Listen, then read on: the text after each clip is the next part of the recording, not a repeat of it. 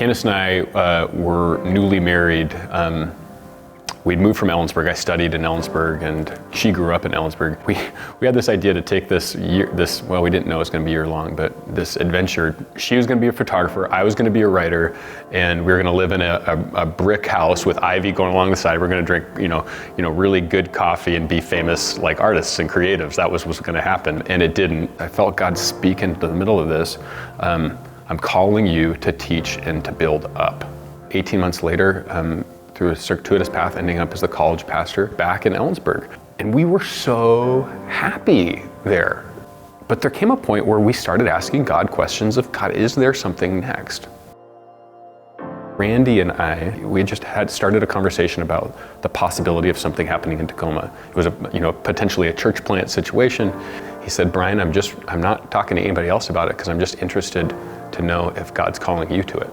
So I said, okay, we're in.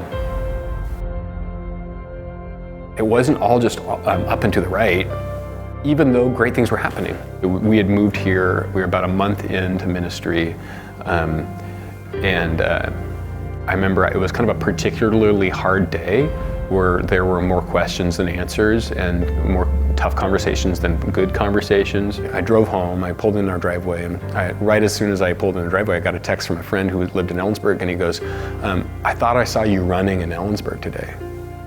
And here was all the insecurity I was feeling crashing against everything that I remember being so simple.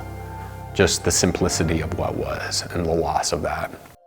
The last year of leading this college ministry that I led, it was ironically probably the strongest it had ever been under my leadership. And part of it was like I've been able to walk with people, and the house was full. Our worship leaders were just dialed in, and I just was like, why would I ever leave? I remember weeping right there in my driveway, thinking about this, and I just felt like God was saying, because I'm calling you to. There wasn't a moment there where God said, but I'm good. It wasn't like, it didn't get bow tied there. And so there was this major piece of following and surrender that were kind of written into it from the very beginning.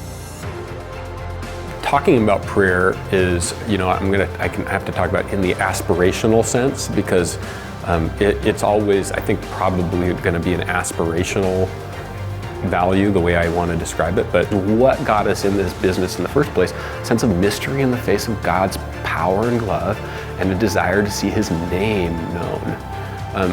Those two things are cultivated in times of dependent prayer. With our team, we need to grow in this more. I feel like we're trying to, but still the shadow, the voice of do it now, get it done, can push and marginalize prayer.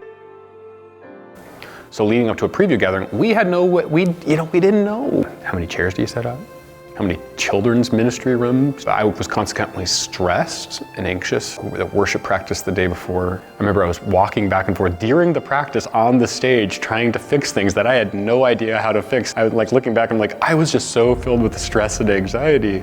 But there's a sense of striving that is motivated by urgency, that is not prayerful work. And the church planter, as my experience and as conversations with others, will end up there, unchecked.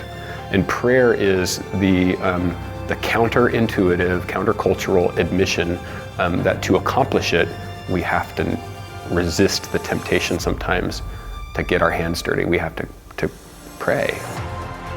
I remember having a time, looking over my notes that night, having some great moments with Jesus the night before, and I came in that morning.